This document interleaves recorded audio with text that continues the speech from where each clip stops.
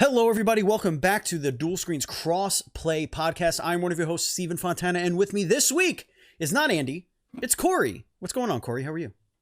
Not much. Just, getting ready to pump out some crazy amount of content because we've got today's like a big day for all of us because I think we're going to record this. Then right after this, you're recording Faction Wars. And then right after that, I'm recording our new show. A pilot of our new show. A pilot of our new show, XVP. That's right. XVP, which nobody knows anything about, but after we get the pilot done, we'll make announcements and stuff. Ladies and gentlemen, if you don't know what the hell you're listening to, it's very simple. This is the Dual Screens Crossplay Podcast, the internet's #1 gaming news podcast that no one watches or listens to, probably. The show posts each and every week for your listening pleasure on your podcast service of choice, including our home, Podbean. And of course, recording live on twitch.tv/dual screens streams, and later as a video on demand on youtube.com/dual screens TV. It's kind of amazing. Dual Screens has been ramping up quite a bit. We're trying to really put our feet down, get a nice foothold. We're about to enter our 5th year of, well, technically it would still be our 4th year, but like when Andy and I started planning, we're gonna get close here. And we can't do this stuff. We can't grow without the support of our listeners and our viewers, these staunchest supporters who support us on patreon.com/NDS podcast, like our Patreon producers, Colton the Apprentice Nestler, FNH Paul, and Vegas Girl on Fire. They're obviously they're not the only ones that support us. Anyone that supports us on Patreon or just in our chats, sharing our shows and just supporting us any way they can, it helps tremendously. If you want to support us, please go to patreon.com/NDS podcast. You could also, at any tier, you'll get an invite to our private Discord where you can hang out with us, talk video games, really know a lot about what we're going to talk about on Crossplay. You get to know all of the guests that are going to be on the show. You can even hang out with some guests because they're actually in our Discord as well. But folks, you do that and that's the in. That's how you get in. But let's get on with the show here. Yes, we have some other shows that we're going to record, but this is about the news, the hotness of what's going on in video games right now. Okay, so the hot stuff. Now, Kory, I'm going to go right into the indie news update here. The adventures in gaming, there's just too much to discuss. It's going to be the same thing anyway. Right. There's too much to discuss. Ladies and gentlemen, in my inbox, I was given a trailer and a press release for this game, okay, called Beneath Oresa. Okay? It's by Broken Spear. Let me tell you something. This game looks freaking dope. It is a 3D animated, so it's not like a 2D play. It's 3D. Roguelike card, like a deck building game. You level up your cards as opposed to just like getting new cards. Like you level them up as your whatever. There's a companion system. The way you shift your characters on the battlefield in 3D actually affects how your moves work. This game looks really freaking cool. And I just wanted everybody to know about it. So Beneath Oresa is the name of the game. Okay, check it out on YouTube. There's a link in our chat right now if you're watching. It looks beautiful, and honestly, it might be one of my most anticipated indie games that I've come across in the last couple of weeks. That sounds like a big game I'd be interested in. I love any game that brings card mechanics. I love deck building. I think deck building games, I like that they're starting to become more of a thing. Yeah, they're pretty huge. Yeah. It's so much nice randomness, and there's good games. Yeah, Slay the Spire kind of put it back in the mainstream, I would say. But it's a ton of fun. I love those games too, and this game looks really freaking cool. Like I love the art style of this game. So check it out, look it up, and maybe keep your eyes and ears open for it. All right, let's get into the Dual Screens report. We have a few things that we're going to talk about here. Some things are going to deserve a little bit more of our time. Well, 20 years of Xbox is here, and Halo Infinite is finally here. Sort of. One third of Halo Infinite is out. That's right. The multiplayer is out right now, and a lot of people are playing that game. And some people have nothing but great things to say about it. Some people are a little lukewarm about it. There are obviously the Battle Pass has a pretty glaring issue right now. But if you haven't had a chance to go to dive into it, you should definitely give it a try. High octane craziness. It's Halo multiplayer. Like I said, the Battle Pass. I don't know if you had any chance to like dabble with any of that, but I sure did. Yeah, the Battle Pass, like, it's tied to doing your dailies and weeklies. You don't get anything for like your regular XP stuff. Yeah, no, it takes a long time to bring up. I think I've played so far. I'm about 10 or 15 matches in, and I'm only level 2, and it's just because I'll be in a match that's like Capture a Zone is one of my weeklies, and right now I haven't played a domination match in like 4 or 5 matches, so I'm just like, okay, well, I'll just wait for that to be there. And right, because it's also a playlist. Rotate, right? Yeah, it's not like the old. And I know I keep on trying to tell people that this is still technically, when they did release it a month early, it still is in beta. And I know I'm probably going to take a wild guess and say at some point we're going to have it where we can go, okay, I don't want to play free for all. I don't want to play this. I don't want to play that. I don't want to play this. We can just pick what mode we want to play. But for right now, it's basically when you push what mode you want to play, it just puts you in all of them. You don't get a choice. But I mean, I've had so much fun experiences. It just makes me relive my old Halo days is pretty much what's. Yeah. And I think that was the intent here. The intent here was to say, hey, no, it's still Halo. Like, you're still going to have fun with this thing. I always make fun of the fact that it's a third of a game, because I think it's hilarious that you say that Halo Infinite's out, but it's really only a part of the game, because there's the actual campaign, which is not out yet. And then there's the other part. I forget what it's called. Forge mode. The Forge mode. That's right. That is so far we still have no Forge mode. We do have custom matches with bots, which I got to dabble a little bit in. But outside of that, it's just your basic multiplayer, which right now there's only 2 playlists or 3 playlists. Sorry, there's your custom bot matches, which is you versus a bunch of bots. Then you've got your regular playlist. And then you've got your big team battle, which is due to Halo this time around, where it's a big giant 24, 12 on 12. I wish they would go bigger. I miss Mag. I want Mag. I do, yeah. I do wish that it is one big thing with the big team battle. Because right now, look at it, like every other game's doing 128 players to 64 or whatever. Whereas, Halo's coming out being like, oh, it's so big, 24 people. But then they only have one map, and it's like, yeah, but all that's good. But you know what? It's new. Yeah. It's new, and that's what I mean. But the big thing is that the enjoyment that I see out of this compared to every other game that we've seen so far is that this is a free-to-play game that, with the way they've set up the system, with like the way they have the skins, with the way they have the thing, they're going to be making so much money from this that they're going to continue to make this bigger and bigger and bigger. And the idea that I don't have to have an Xbox Live account to play online, I don't have to have an Xbox, I can do this on my PC. I think this is where we're going to see that be a big giant. This game is going to be bigger and better. I think this is the beginning of Halo as a games of service, and that's fine if they want to weave in and out and like release single player. I think that's why they're releasing it like this. It's because they're setting the expectation that they're every once in a while they're going to set out a single player campaign or whatever co-op campaign. But like the main thing is going to be their multiplayer. It's going to be the driver for the game for the rest of eternity. And that's totally cool. Like, go for it. I'm all for it. Do what you got to do. Halo's a great, great system seller. And if you're going to make Halo essentially a platform rather than a tentpole event every 4 or 5 years, that's going to drive sales, especially Game Pass stuff. That's going to drive that shit through the roof.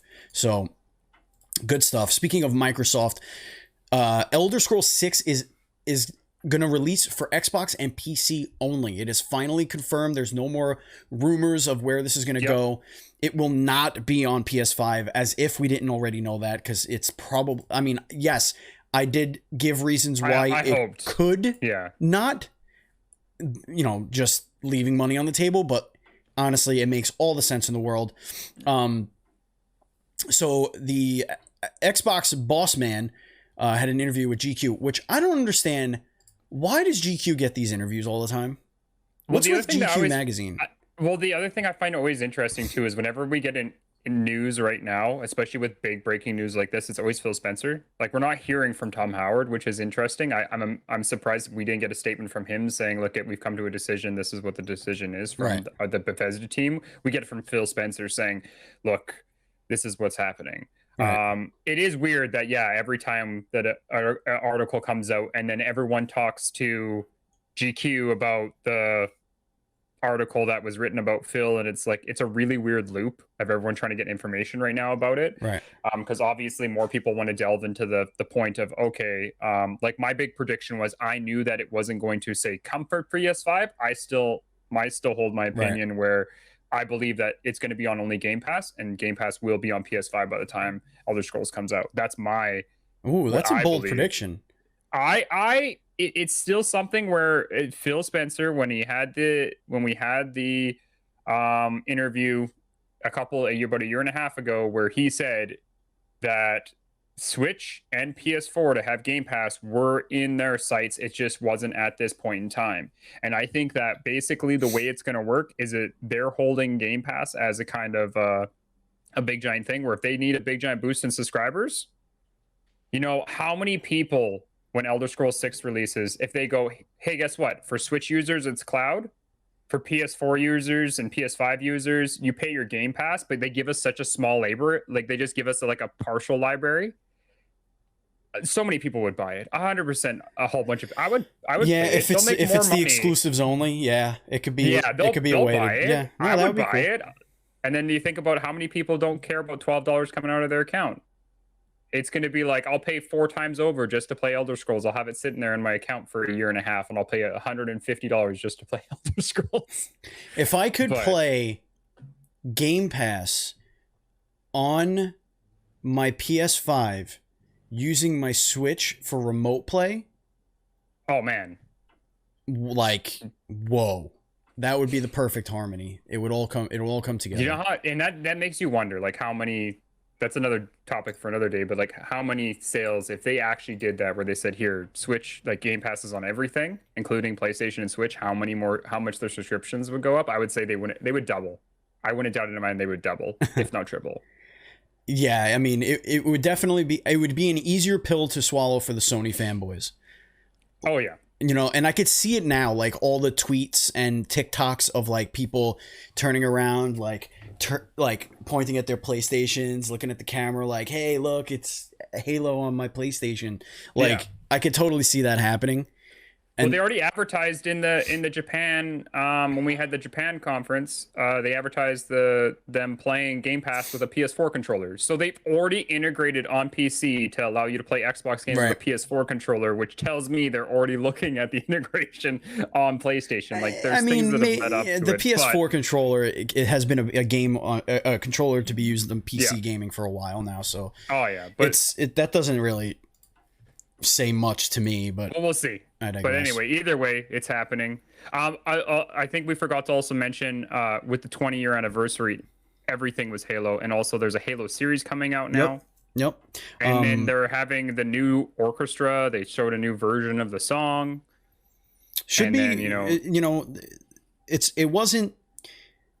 It didn't like, I understand that like Halo needs to be what you do, but it didn't like blow me away like how they're celebrating. But then again, I'm not the target audience for this. I didn't grow up with Xbox, so well, see, and I half did, and I was really kind of shocked that during this 20 years they didn't try to bring out those franchises that we saw at the beginning of the Xbox era, where like the generation of people that think Perfect Dark is actually originally born on Xbox, and same with Fable.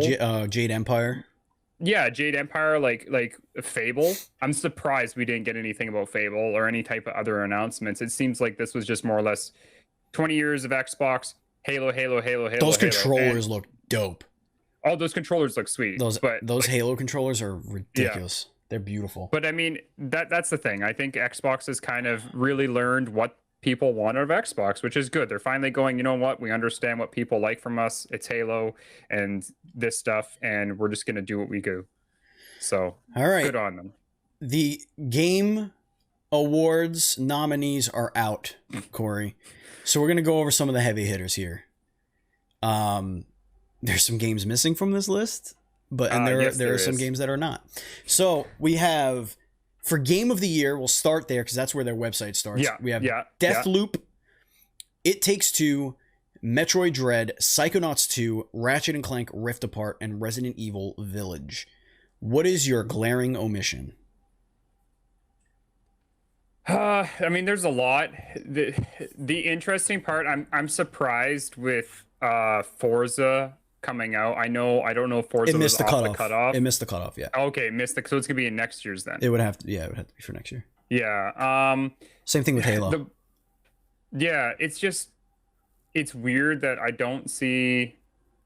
There's just, I don't know. It's weird that, like, when I try to think of what game, like when I saw this initial list, I'm like, I'm sure there's other games that should be on this list, but when I thought about it, I'm like, I don't remember them. And this is the first year in a long time when, if you would have given me the top 10 games of the year, I can't name anything. Like, the list is not as good as other years.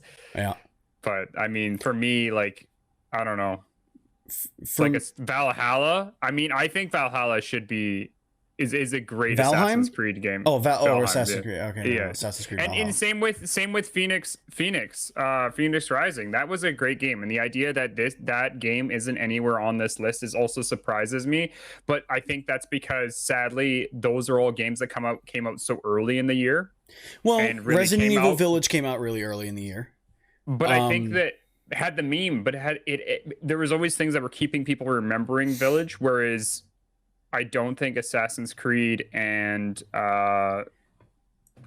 Valhalla had the push to continue the people going in it. And same with, like, Far Cry 6. Like, I'm surprised that's also, but once again, it's, I don't know, it's down to the person that wants it. I didn't see any games, or can't think of any games that I would put on the list. For me, there's two that come to mind immediately. Returnal is one of them.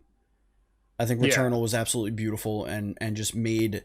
I still haven't beaten it. I think that might be something that goes against it, is that it's not necessarily as accessible as these other games on the list.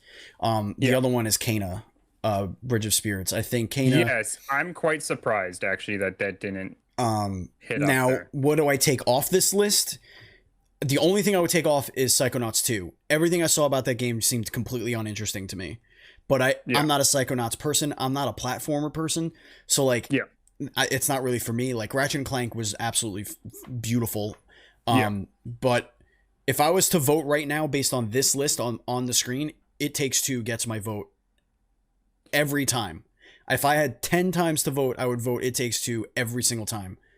But It Takes Two is the only game on this list that I played. But I can't. For me, I've played everything, and if I was to choose, I would have a hard choice between Ratchet and Clank and Deathloop. I say that I would probably go more Ratchet and Clank. I would probably do the split 50-50, maybe even 75-25 with Ratchet and Clank to Deathloop. And I'm not just trying to be a Sony fan here and say that it's PS5. It's just that, really, I think when you think of Game of the Year, usually that's games that push the innovation of what a game's meant to be. And Ratchet and Clank came out to be such a different game, where you were having seamless cinematics, you were having this open world. It used the controller layout that we've never seen before, and it kind of gave this story. And it wasn't like, yes, it was short, but you know, I still, like, I had my buddy over the other day, and I'm like, you want to see what a PS5 can do? And I booted up Ratchet and Clank, and I'm like, watch this, watch how quick it loads, watch me do these rift things, watch me, like, here's the control. Handed him the controller, let him play around with the guns, and he's like, that's crazy. This is what a PS5 should do. And I mean, that's the reason why my vote would go there. Yeah. Best game direction, it's basically the same list, except Returnal is on this list. Resident Evil is not.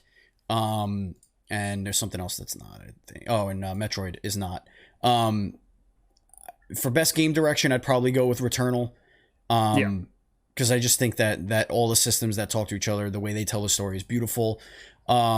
Best narrative, you have Deathloop, It Takes Two, Life is Strange, True Colors, Marvel's Guardians of the Galaxy, and Psychonauts 2. I would give this to It Takes Two, obviously because it's the one that I played, but also I cannot speak highly enough at how that, like, the beauty of that story in that game. I have to play this. This is one game I have yet to play. This game, I'm telling you, I've told people that they've told me it's just I need to play it. It's just fucking brilliant. Like, every single line of dialogue is brilliant. The world design is brilliant. Just everything is just beautiful in that video game. Let's move on to a couple of the categories here. Art direction, you have The Artful Escape, Deathloop, Kena, Psychonauts, and Ratchet and Clank. I could see something like Artful Escape getting that one. Best score and music. You got Near Replicant, version 1.2243744871139. Cyberpunk, The Artful Escape, Deathloop, and Marvel. I think Cyberpunk's gonna get something. This could probably be it. But a lot of their shit was, copywritten and licensed music. I think, in all honesty, with this one, I would probably go Near, just because when they did do the track, Square Enix has been really putting money out there to not just go, here's the reversion of the game, we're just going to give you the same old songs, we're not going to do anything with them, we're just going to give them a little bit of a dab. They're really putting effort into redoing the music. They're like rewriting it, they're actually redoing everything. And for me, that's where I find that I would probably give it to Nier, just in the sense of that side. But once again, I've only played a couple on the list. And for me, Nier would be the... Here's a shocker. Here's a shocker. Best audio design. Guess what? Forza Horizon 5 is on here. So I guess Forza didn't miss the cutoff. Well, see, and that's so weird. The idea that, if it did make the list and, came out and it's able to hit these categories, the idea that it's not Game of the Year surprises me. I know it's a sports game, and I know it's the same old, well, it's Forza, but it's just better Forza, it's the same old thing, and I get that argument. But when you're having so many people that this game brought them to buy an Xbox, when this game brought people to, like, this is why you need to play an Xbox, the same reason why Ratchet and Clank should win Game of the Year for being that game to push people on PlayStation, this is the game that pushes people on Xbox. And the idea that, like I say, Village was good, but was it Game of the Year good? I don't think so. Like, I think Village is a great game. I don't think it's a game, it didn't do anything different. I think 7 is still a better game than Village. And the idea lot of people think that, yeah. And the idea that 7 was never like 7 was considered a couple things, but I think Forza should have been on the list if it's going to qualify for this. Well, but it'll probably win best sound direction because they'll just give it to it for the right. There is some Forza news also. It just peaked, I think, at 9.5 million players, which is crazy. That's an insane amount of people right now. 9.5 million. See, where I would like to hear about that is how many people are playing this on Game Pass to actually purchasing the game. It doesn't matter. It doesn't matter. I guess so. I guess it doesn't matter. It doesn't matter. Like the money's earned. Yeah. Like, that's it. Yeah. 9.5 million. But it really goes to show, though, that Game Pass does give life to games, and the idea that, I wouldn't doubt it. There's a lot of people, especially with that $1 a month right now. I was very tempted at the beginning of this month to be like, do I just put that $1 out and play some Forza, like, on my PC? Yeah. Because it definitely, like, this month was a very big month for PC and for big games from Xbox. So even if only Game Pass people played Forza 5, if it was only Game Pass, it would be the equivalent of $114 million. Yeah, which is crazy. So yeah, it's like, it's making its money back. It's doing its thing. It's proving that it is one of the bigger, stronger games that have come out from Xbox, and still always be that big game from them. So the next category on here is the best performance. I think Giancarlo Esposito is going to win this just because he's the biggest name on here, and they probably want that recognition. But we have Erica Morai as Alex Chen from Life is Strange, Jason Kelly, I think it's Kelly. If it's an EY, I think it's still Kelly, as Colt Vaughn from Deathloop, Maggie Robertson as Lady Dimitrescu, I always forget how to say that, from Resident Evil, and Oziomo Akaga, I think that's how you say that, played Juliana Blake in Deathloop. So I just think Giancarlo Esposito is getting this just because of who he is and all that fun stuff. I'm sorry for butchering names. I can't read. Games for Impact, we have Boyfriend Dungeon, which is hilarious that that's on there. Before Your Eyes, Chicory, A Colorful Tale, Life is Strange True Colors, No Longer Home. Chicory, A Colorful Tale, former guest of the show, and Boyfriend Dungeon, former guests of the show. We will be crafting fancy tweets about our interviews with those now Game Award nominated video games that were guests on our show. Both the creators, the people who made those games, that conceived it in their brain and created it, were on our show, the Dual Screens Podcast, friends. And don't worry, we'll be tweeting that stuff out. But you could go to our YouTube and look at that. Chicory should get that. Chicory is such a beautiful game, and it's got such a cool message. I don't really know if you want to talk about that, but let's just go through these categories really quick. I've never played any of those games, so that's okay. Best ongoing game, you got Apex Legends, Final Fantasy 14 Online, Fortnite, Genshin Impact, and Call of Duty Warzone. Warzone. We know Final Fantasy. Final Fantasy's getting that. Yep. I think it's going to, because literally it's got a new expansion that came out this year. Plus, it just keeps on. It's now the number one played MMO. It went and took out took World of Warcraft out of this list. Yep. Best indie, and this is where we're gonna end it. 12 Minutes, Death's Door, Inscription, Kena Bridge of Spirits, and Loop Hero. This is the one I could see Kena getting. I think Kena is very high. But Loop Hero is so good. Loop Hero is so good. Like, I haven't played either, but I know. Loop Hero is like a drug to me, but Kena's getting that. All right, so let's get. Can we just talk about one thing before we move out this list? Because there's one more thing that I find really weird. What's that? Is that I know it's been a very slow year, but the idea that I love Cyberpunk 2077, but the idea that it's named for best RPG of the year. Is it really? It's on the list. All right, best action game. I'm going through these. I want to see the idea that I'm surprised that there isn't other games that are on this list. That could fit that slot. And I love Cyberpunk. I love it as a game. I agree that it was a good game, but I don't think you can put this on a list to be best RPG. Oh my God. Nickelodeon All-Star Brawl is nominated for best fighting game. There's a lot of weird nominees this year. It's one of the weirdest years where I went down and I was like, okay, this is interesting. Like, what's going on? And that's where, like, even best RPG, like the idea that there's only 5 games in the category for best RPG, I'm like, has there not been more than 5 RPGs that we can name? There's been a gajillion year? There's been a gajillion. Yet we can only name 5 and include Cyberpunk 2077 in this list. Oh man. All right, let's move along, please, for the love of God. This announcement broke my entire existence, and I am so fucking here for it, Kory. Dragon Ball The Breakers. Oh, I saw this. Yes. God, I was so excited when they showed this. I was like, what is this? It's Dead by Daylight with Dragon Ball Z. But Cell is the killer. And you get to be all of them.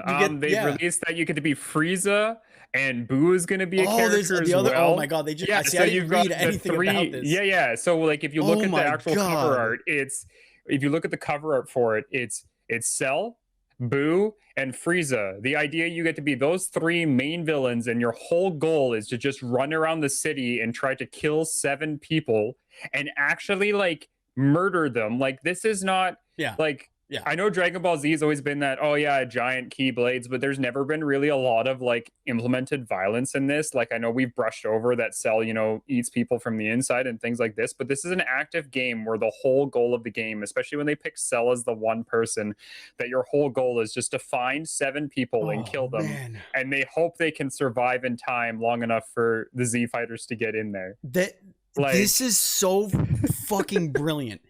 If Cell is not a killer in Dead by Daylight at some point now, like if they're not on the phone saying we get him in here, like he is perfect, because exactly. If you don't know the story of Cell specifically, Cell came from the future or whatever it was. No, he was just released at a certain time. He came from he came from the future in Trunks's pod. Right. Anyway, so he's this tiny little thing. He's basically an android, but that grows in power based on consuming life forms. So it comes on this Earth basically like the Blob, starts eating people, but destroys entire cities while doing it. And all the Z heroes are gone. There's nobody there to fight him. Except for the C team. Yeah, I think Goku's having like some heart disease and whatever, and he's just going on rampages. And the way he does it too, like I watched a list after this came out, and it was most disturbing things ever done in Dragon Ball Z, and like Cell was on like 4 of those things. And it's because the way Cell kills people, like Frieza just like energy beam, bloom, blow you up, whatever. Cell was literally going into cities and finding basic civilians, stabbing them with his giant friggin' tail, and then eating them from the inside out while they were still alive. Like, I mean, and then like his whole goal is to like suck up the other androids so he could become perfect Cell. So obviously, like this is all a race against time. You're trying to like escape from him until the Z fighters show up and kill him. But good lord, I am so freaking excited. Because you also, obviously, you're not just playing the killer. You also get to be the people trying to survive, which is, of course, is that Dead by Daylight. The cool thing is, too, is they also took characters that we already know, some of the characters. And the idea that they gave them the powers that we know, too, was cool. Like, so if I can't remember his name, but the pig, you can transform into objects, and that's your way to hide from Cell. If you're the science-looking girl that looks like Bulma, you can, like, make a spaceship and a rocket. And then, like, it's so funny because there's a scene where Cell's coming in to, like, try to destroy them, and she builds the rocket ship, and then someone's just like, I want to get the heck out of here. Jumps on the side of the rocket, and then just like jet it off. Like, oh, this game looks so good. I can't wait. It's interesting that I'm so glad that Dragon Ball Z games are moving in the way of not just being fighting games anymore. Like they've actually like ventured off into like action adventure games, and now we've got this coming out. Like it's really interesting how we have an anime franchise that's all about fighting now having different types of modes for sure. Good lord. GTA, the trilogy, has a Metacritic aggregate score of 0.5. It's up to 0.6 now, but it's also got like 10,000 more views. Yeah, it is. It's bad. And even critics, I think the critic rating right now is around like the 5.5 to 6. Yeah, it's not good. There's tons of bugs. They've removed a lot of what made the game charming visually. They just really didn't do a very good job on this, and I'm sure it wasn't even them. I'm sure it wasn't even what's it called there, Rockstar, that did this, right? I honestly have no idea. But this is tough, man. Some quotes here. The Eurogamer put this article out. It's very short. One of the most thumbs up or helpful whatever reviews says, "This is it. This is the end of Rockstar. Relax. This is just too much." It had the highest number of helpful points. "This is unacceptable on so many levels. I can't even find the right words." Quote, "This so-called definitive edition is one of the most pathetic remasters of all time, especially considering how amazing Rockstar used to be. They were the top. They have 2 of the best-selling video games of this generation, and they keep releasing the same game now a 3rd time. Relax. they're still on top. They were the best there ever was. They showed other developers what can be done. I just can't believe that this is can't believe that the end of Rockstar would be like this. Oh my god. Yeah. I'm watching some people play it. It doesn't look particularly terrible to me, but like if you're gonna call something the definitive edition, it better be better than the originals. Yeah, and that's the big thing. A lot of people I've heard compare this to the idea of this being worse than Cyberpunk in the sense that it's not that the game as a whole is bad, just like Cyberpunk, like the whole of Cyberpunk isn't bad. It's just there's so many glitches, there's so many problems with just the way it runs, there's so many things that are happening that way that's what causes it to be bad, right? And a lot of people are like, this is just basically Cyberpunk all over again except for worse. So it's crazy that this is what's happening now. So well, speaking of remastering, oh boy, Streamlabs remastered Lightstream in a basically copying their exact product and advertising for said product. For those of you that are not in the know here, ladies and gentlemen, it is now time for the hype zone. This is the hypiest of hype because we have this Twitter thread. Let me tell you, it is something special. Literally, word for word, copied Lightstream's entire presentation. I can't even do... I'm just going to go section by section. Yeah, I don't know anything about this. You're okay. Ready? Let me know the deets. Yeah. Lightstream's been doing this for years. This is their product for years. Okay. Now Streamlabs has come out with their own thing called Streamlabs Studio. Okay. Yeah. Yeah. Here is the copy. Have you seen the picture? Have you pulled this up at all? No, I haven't. Right, I'm putting it in the chat. Okay, I'll pull this up. Lightstream. Level up your Xbox and PlayStation streams. Automatically add overlays, alerts, and other media every time you go live. Then let's move over to Streamlabs. Level up your console streams. Automatically add overlays, alerts, and other media every time you go live. Okay? Uh-oh. Literally, almost word for word. How does it work? Oh my god. Activate, personalize, stream. Streamlabs. How does it work? No question mark though. Activate, personalize, stream. Okay, here we go. The third one. Cloud capture for console streams. Streamlabs. Cloud capture for console streams. Oh my lord. And the paragraphs are the same too, but they're too small for me to see right now, so I'm not reading them. Full layout and design control. Streamlabs. Full layout and design control. Next one. All you need is your console. Now this is where they went a little different. Oh, this is Streamlabs. Yeah, I can see. Go live in minutes from your console. Okay. Next one. Remote control from your couch. Oh no. Streamlabs. Remote control from your couch.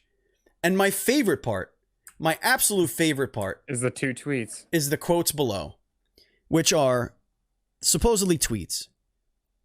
This is Lightstream's.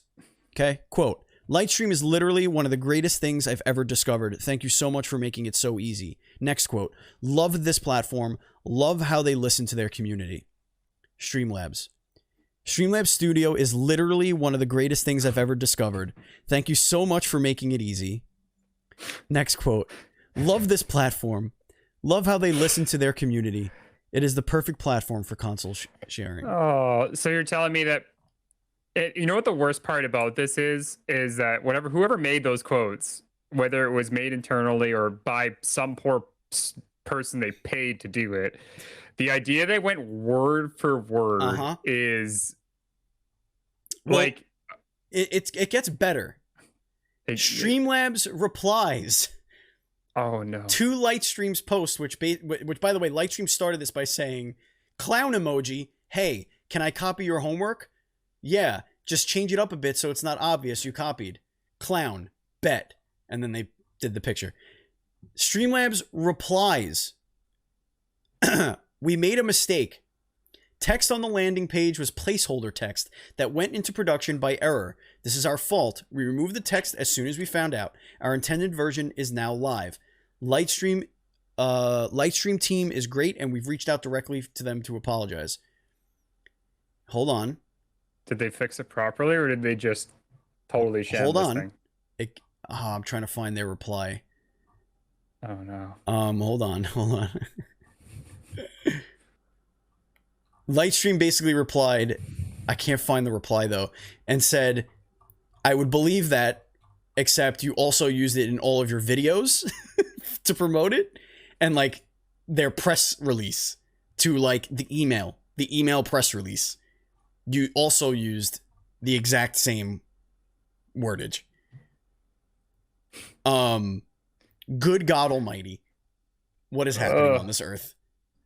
I don't know. It's you know, it's funny because this just reminds me every time I see stuff like this where it's always those you know, the mobile ads where every mobile ad for a game is the exact same. Yeah.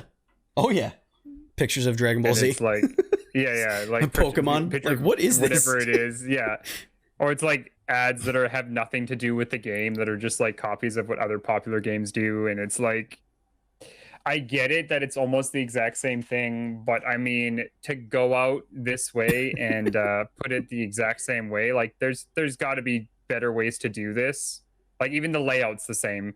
Yeah, the layout is exactly the same. Maybe this was someone just, you know, copying their thing and then like writing what they would do for themselves, and then like, you know, they were gonna change it up a bit and right. Not release this. But at the exact same time, this is one of those things where it's blame it on the guy that made it and whatever. It's the fault that we released one that wasn't supposed to be this. But yeah, I mean, it's rough. It is not something I recommend doing if you're in advertising.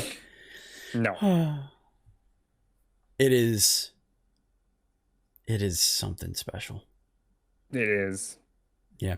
Oh, yeah. And the other thing pointed out by Miss Envy in the chat is Streamlabs OBS has nothing to do with OBS, like the actual OBS, and it's the exact same layout. Like it's the same program essentially. Can you imagine? I'm switching from. This is the last time I'm streaming from Streamlabs. You heard it here first, folks. Last time. I'm getting OBS on my computer, and that's it. It's done. You know what else is done, Kory? The show. No question, no nothing. I know, because there's no question. There's no question. I didn't put it up this week, but I will. I will for next week. The question is, why are you guys not bringing 5 friends into the Patreon group or into Dual Screens? Just come listen to us. Give them the show. Just be like, grab your friend's iPhone. Just look to your left or your right, whether it's your significant other, a sibling, it doesn't matter. Just grab their iPhone or Android device. It doesn't matter. And search for the Dual Screens podcast or what. I don't think we're approved on Apple yet for the show. Do it. I don't care about the Twitch coming in here live. I mean the downloads. Get the show on YouTube in front of people. Just get it. Just do it. Anyway, I love you guys. Thank you so much for watching. I appreciate it. Kory, this was fun. Thank you for doing this. It's going to be a short one because my throat is killing me, and I have to do another show, and I'm just tired. Thank you so much for watching, everybody. We do appreciate all of you that are here. Thank you for listening. Our audio listeners, again, if you want to support us on Patreon, it's patreon.com/NDS podcast. And ladies and gentlemen, if you want to follow us on social media, we are at dual_screens on Twitter. I am at Batchild27. I'm also on TikTok at BatchildTikTok. Just go give me a follow there. Want to hit 100 before my birthday, which is Friday. And I'm doing a 24-hour stream over at twitch.tv/Batchild. There's going to be a lot of goals. A lot of silliness. Could we earn the Bat Tub stream? Could we do it? Could we do it? Will we get a Bat Tub stream? That is the question. Can it happen? Can it happen? Kory, thank you so much for being here again. Thank you, listeners. Kory, you are at The Grounded Gamer. No E-double-D. Andy is at Pants Guy. Purger is at It's Purger. Please check out our brand new show, Faction Wars, a New World podcast, which we'll be posting tonight. I love you all. And as always, please be excellent to each other. And stay grounded.